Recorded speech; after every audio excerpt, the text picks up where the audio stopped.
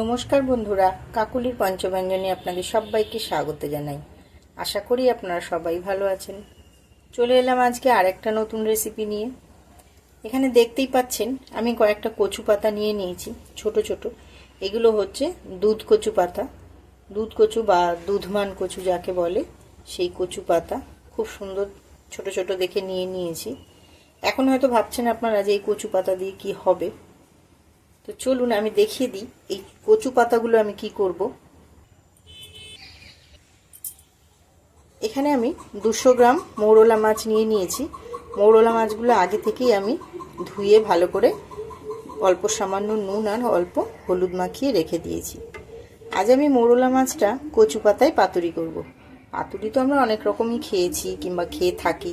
ভেটকি মাছের পাতুরি, চিংড়ির পাতুরি, পনির পাতুরি, এমনকি মৌরলা মাছের পাতুরিও আমরা অনেকভাবেই করে থাকি। আজ আমি মৌরলা মাছটা কচু পাতাতেই করব। আমি এখানে একটা বোল নিয়েছি।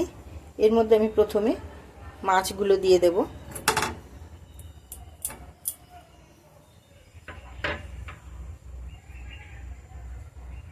এবারে দিয়ে দিচ্ছি পেঁয়াজ কুচি। এখানে একটা ছোট সাইজের পেঁয়াজ আমি এভাবে কেটে নিয়েছি, দিচ্ছি পেঁয়াজ কুচিটা। এবারে দিয়ে দিচ্ছি 1 চামচ নুন, দিয়ে দিচ্ছি 1/2 চামচ হলুদ গুঁড়ো,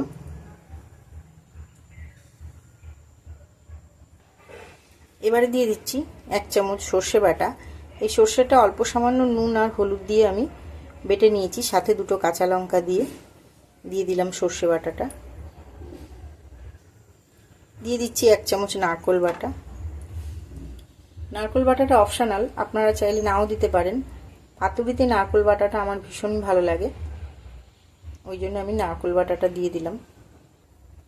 এবার দিয়ে দিচ্ছি 4টে কাঁচা লঙ্কা। আমি এখানে পুরোটাই চিড়ে রেখেছিলাম, দিয়ে দিলাম চেরা কাঁচা লঙ্কাগুলো। এবার দিয়ে দিচ্ছি 1 চামচ কাঁচা সর্ষের তেল। পাতুরিতে কাঁচা সর্ষের তেল না দিলে পাতুরিটা ভালোই লাগে না। এবার আমি সব কিছু ভালো করে মেখে নেব। মৌরলা মাছের পাতুরি আমরা অনেকেই কলা পাতায় কিংবা লাউ পাতায় করে খেয়েছি, কিংবা আপনারাও খেয়েছেন। একবার কচু পাতায় বানিয়ে দেখবেন, খুব সুন্দর হয় খেতে। ভালো করে মাখানো আমার হয়ে গেছে। আমি কচু পাতা নিয়ে নিলাম, এর উপরে দিয়ে দিচ্ছি আরও একটা কচু পাতা।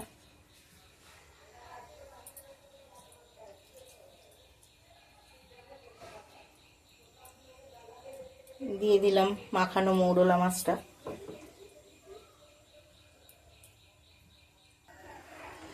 উপর থেকে দিয়ে দিলাম একটা কাঁচা লঙ্কা। এবার আমি পাতাটা ভালো করে মুড়ে দেব।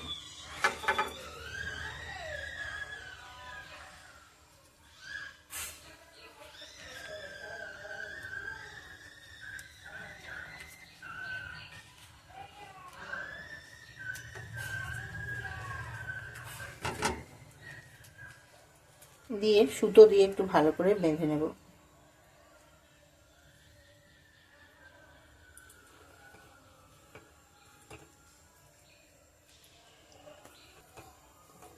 ভালো করে টাইট করে বেঁধে নিতে হবে, যাতে মশলাটা কিংবা মাছ বেরিয়ে না যায় পাতা থেকে।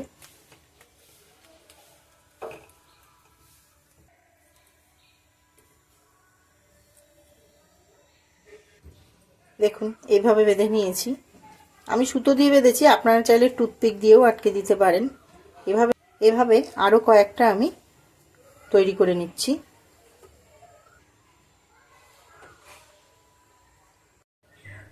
দেখুন সব মাছটাই আমি কচু পাতায় মুড়ে নিয়েছি। আমি এখানে 4টে করেছি। এবার আমি গ্যাস অন করে কড়াই বসিয়ে দিয়েছি। কড়াইটা গরম হয়ে গেছে। কড়াই আমি দিয়ে দেব অল্প পরিমাণে সর্ষের তেল।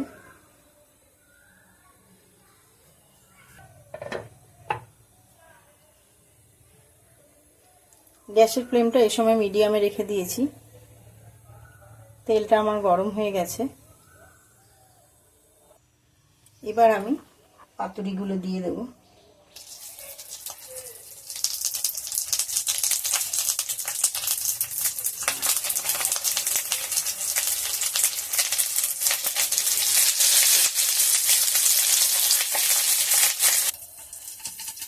গ্যাসের ফ্লেমটা এতক্ষণ মিডিয়ামে ছিল। ঢাকাটা দেওয়ার পরে আমি গ্যাসের ফ্লেমটা লোতে রেখে দিয়েছি। 5 মিনিটের জন্য ঢাকা দিয়েছি। 5 মিনিট হয়ে গেছে। এবার আমি ঢাকনাটা খুলছি।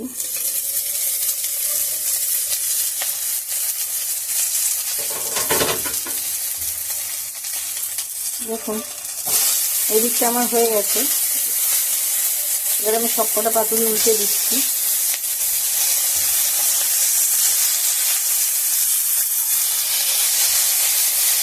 সবকটা উল্টে দিলাম।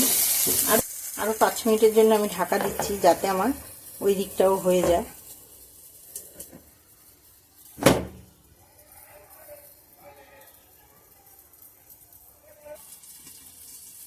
পাঁচ মিনিট হয়ে গেছে। এবার আমি ঢাকনাটা খুলছি।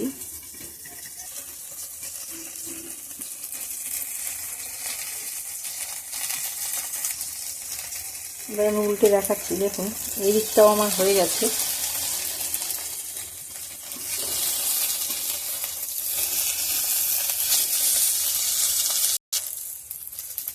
দেখুন সবকটাই আমি উল্টে দিয়েছি, হয়ে গেছে। এবার আমি গ্যাসের ফ্লেমটা অফ করে দিয়ে নামিয়ে নিচ্ছি।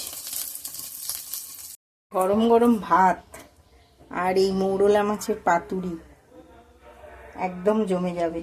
পাতুরি খাওয়ার জন্য প্রথমে 2 হাত লাগাতে হবে। কাঁচি দিয়ে প্রথমে আমি সুতোটা কেটে নেব।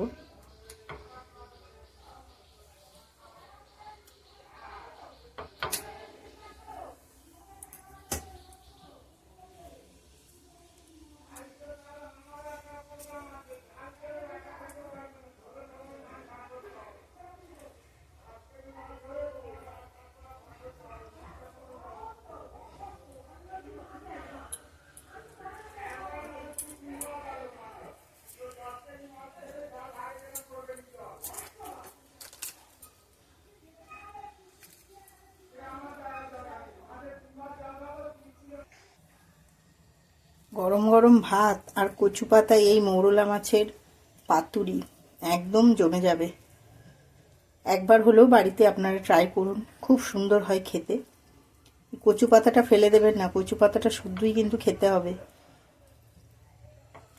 বন্ধুরা, আমার এই কচু পাতায় মৌরলা মাছের পাতুরি রেসিপির ভিডিওটা যদি আপনাদের ভালো লেগে থাকে তো প্লিজ আমার চ্যানেলটা সাবস্ক্রাইব করে দেবেন।